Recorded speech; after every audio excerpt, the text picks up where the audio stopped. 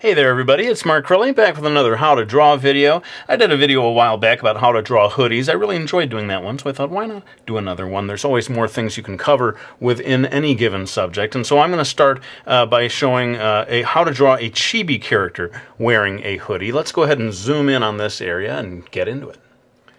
Okay, so you can see I started to lightly indicate the outlines of a chibi character, and you could go ahead and plug in your own character for this lesson. You don't need to feel like you have to copy exactly what I have here, but let's go ahead and start drawing the hoodie. She's got the hoodie up and over the top of her head, and you can see I'm doing sort of like a slight angle there at the top. I find that helps in terms of conveying the sense of that opening, especially she's in a sort of a three-quarter view. So if you can get these lines at the top and then these two lines on the sides to kind of come together, just down at a point right, around the chin, these, what is that? 1, 2, 3, 4, 5, 6 lines all together are kind of forming that basic shape of the opening of her hoodie. That must be a hexagon. It's got to be. It's not a pentagon. It's certainly not an octagon. In any case, let's go ahead and draw the rest of her hood here. Now, you can make this really huge if you want to. I'm kind of going, hopefully not too exaggerated. And I like to put a little bit of a line right across the center of any hood that I draw, so that it shows sort of the surface that it's turning in space. And I find that just that one little added line there can help to convey the surface. Now, I thought I would try something different with this that I didn't do, definitely, in my previous video, and that was to do some cute little ears, like teddy bear ears or whatever on the top. Chibi characters, let's face it, it's all about the cute. It's all about the cute. When you're doing chibi, you gotta bring the cute. So I'm doing the ears here with the guy in Brooklyn who's really into chibi characters. Yeah, chibi. I'm all about the chibi. Anyway, so I do the ears, making sure that they are at the same level. That's one thing to pay attention to. Although, since this is 3/4, she's sort of turned away from us. This ear is going to be slightly larger than the other. And, there's all kinds of different ways. You could even do bunny ears or whatever. But I decided to go for this sort of classic teddy bear shape. They almost look like donuts jammed into the surface of the hood, if that helps you to remember that. And then we're coming down here. I'm going to add a couple of these pull strings. They taught me last time in the comments section what these are called. I hope it was pull strings. I am notorious for just never knowing the name for anything. And they teach me, my good patient viewers, they teach me everything and then I promptly forget. Anyway, this is supposed to be mainly about the hoodies, but I thought I'd go ahead and show you, since it's a cute little chibi character, show you the whole rest of this, hoodie outfit that she's wearing, not just the actual hood itself, and show you how we can add just a few little extra lines here, wrinkles, across the elbow area, say, just to sort of finish off that feeling of this being cloth. And then I always like to just very lightly indicate the tips of the hands, like they're sort of almost coming out of the very edge of the cuff, so you barely see them. That kind of adds to the cuteness, I think. In any case, I'm going to go ahead now and switch to my black Prismacolor to do the final line work and take this to the end. But of course, as I always do, whether people like it or not, I'm going to do it in time-lapse so as to get a bunch of things into this video.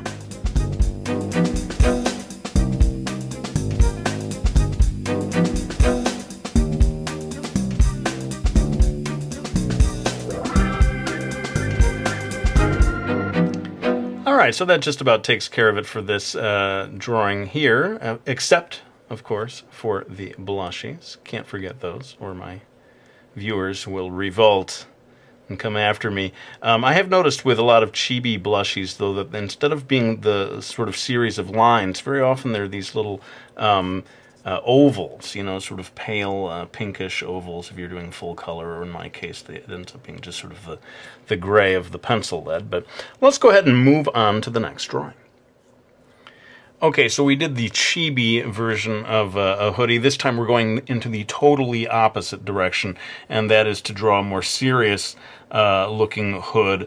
I wanted to do a figure, and I had even mentioned this in the previous video on this subject, that sometimes you want to draw a figure that has a hood over his or her head, and you can't even see the eyes. You know, it's completely obscuring the whole upper part of the head. And so that's what we're going to be doing here. Now notice I drew sort of an indication of the head shape, and then I'm putting the hood just a little bit outside, you know, above that line, just to, you know, realistically allow space for his hair or whatever. And I'm beginning just by creating a loose outline. Now I'm going to go ahead, for my purposes, and go ahead and do the actual opening of the hood way down low here, so that, as I said, we're not going to be able to see his eyes at all. And, you know, the whole purpose of this style, I think, is to create this feeling of mystery, you know, to create a character that looks very intense, maybe a little scary. And this is based a little bit off of the sort of Assassin's Creed look, though, of course, I'm not doing the exact shape, the more elaborate shape of that particular style of hood, but something along those lines where you can't see the guy's face. And notice that in this version, there's quite a lot of space down here beneath the chin. That would not always be the case. You know, it all depends on the cut of the cloth and so forth. But to make it a little bit interesting, I decided to make it a slightly off-center. And you'll see as I add more details how that works out. But I thought there could be maybe two seams that come up from here and sort of work their way across the upper surface of the head.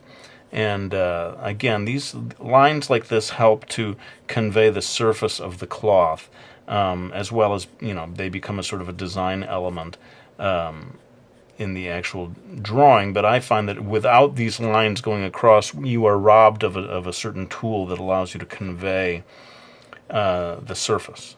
And so I'm adding even a second line here that comes across and adds further definition. Definition, see, that's another word instead of indication. People are just all over my words now. It's like if I say delineate, they always point it out. You said delineate instead of indicate. What's going on? Have you abandoned the word indicate, man? Keep the faith. I'm a little bit crazier than usual today. Usually I wait until the last third of each video to lose my mind. This time I'm getting a head start. Anyway, having drawn the opening, it allows me to sort of build the excess cloth around the neck, around that opening, and you can see a whole bunch of lines begin to form down here that are conveying the various wrinkles and so forth.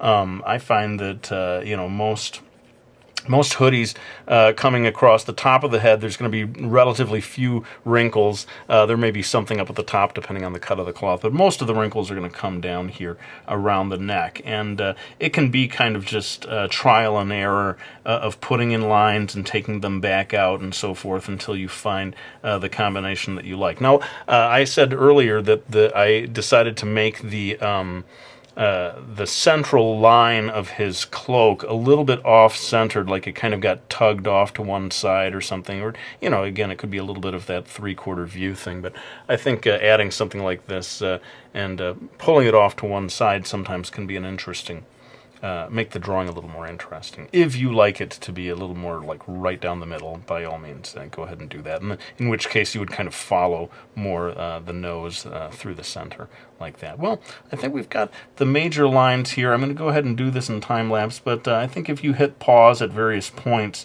in the shading, you can kind of get a sense of the choices that I'm making, and if you want to try to replicate that in, you know, a drawing. A lot of people like to sort of follow along with these lessons line by line.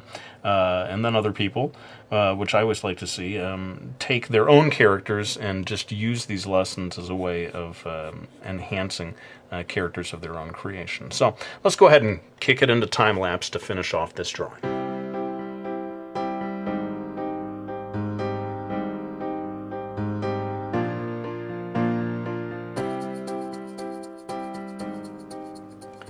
Okay, so that kind of finishes it up for this one. As you can see, the shading is pretty crucial in terms of conveying the form of this hood. And if you want some pointers on how to figure out shadows and light sources and stuff like that, I'll go ahead and link to this other video that I did not so long ago, and I used a robot as an example to talk about light sources and where the shadows fall and different stuff like that. Well, let's go ahead and move on to the last drawing. All right, so we went from the cute to the dark and intense, and now back to the cute again. It's kind of like boy, girl, boy. I always go cute, dark, cute. Maybe. I'm not really sure if that's a pattern I do or not, but it's working for me on this video, I hope. We got the drawing of the girl with the cute pigtails, and what I decided to do for this one is to show you what does a hoodie look like when it is, you know, taken down off the head and then seen from the side, dropping back, you know, off the shoulders. So I'm going to show you the basic shape, and then we'll get into the details of it. You know, she's taken the hood off of her head, and it's just sort of flopping around in the back. And I think that's actually part of one of the appealing looks of the hoodie and why it's a popular fashion choice, is because it looks good, of course, when it's covering the head, but it also looks kind of attractive even when it's pulled down off the head and sort of back flopping off the shoulders, as I'm saying. Now, I've got the basic shape of it here. You can see it has this vaguely triangular look, but I'm going to zoom in right now to show you some of the details of where I'm going to place the wrinkles right here. Okay, now you could just sort of leave it like this if you wanted to, but I think to make it seem a little more convincingly made of cloth, it needs a few wrinkles. So I'm breaking it into maybe 3 parts here by way of these diagonal lines. And watch what happens when you get to the edge here, and this is maybe something that extends to any drawing of cloth, is you often get these interlocking folds, you know. So this line is coming in here, it's creating a fold that folds back like this across and sort of hooks back again, and then you have to sort of respond to that with this edge line, the contour. And so, you know, there's not laws of how to do this. It's sort of something you develop over time, and by no means am I saying that this is perfectly rendered, but you can see how this helps to add to that sense of this being made of cloth. And for some reason I always like to do a sort of a double line at the edge of like a cuff or some piece of material like this that helps, for me, convey that feeling that it's sewn at the edge, you know, sort of like a seam, or what do you call that? I know. Again, he never knows the word for anything. Why do we keep watching his videos?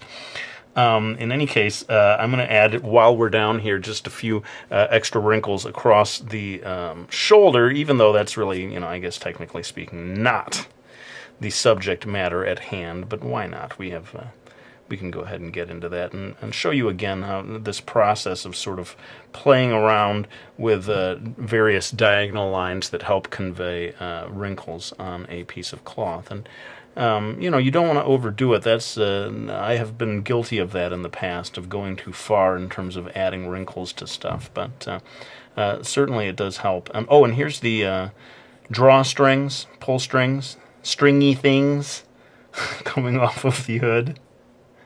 And you know, that's the thing, is I could learn the names for these things, but it would just, you know, it wouldn't have that krilly video feel if I knew the names. See, I'm doing it on purpose, people. I swear. In any case, time for me to go ahead and do the final line work on this. I'm going to pull back and pull out the trusty black Prismacolor to finish off this last drawing.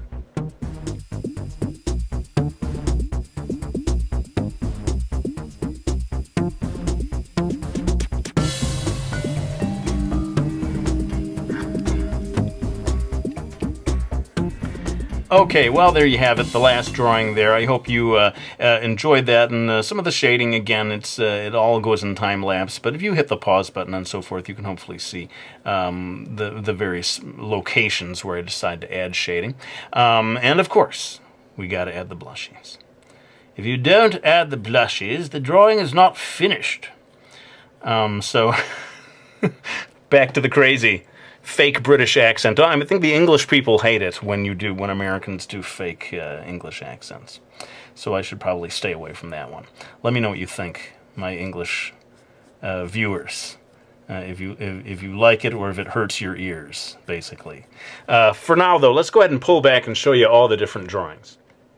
Okay, so there you have all the different drawings together. I hope you found this video useful, and let me know if you enjoyed it. I like doing these sort of hoodie-based videos. They're a lot of fun to do. Let me know of other topics you'd like to see me cover. But for now, let's go ahead and thank anyone who has supported me by getting any of my books. We've got Meeky Falls, we've got Brody's Ghost. Hey, I saw this in my local Barnes & Noble the other day.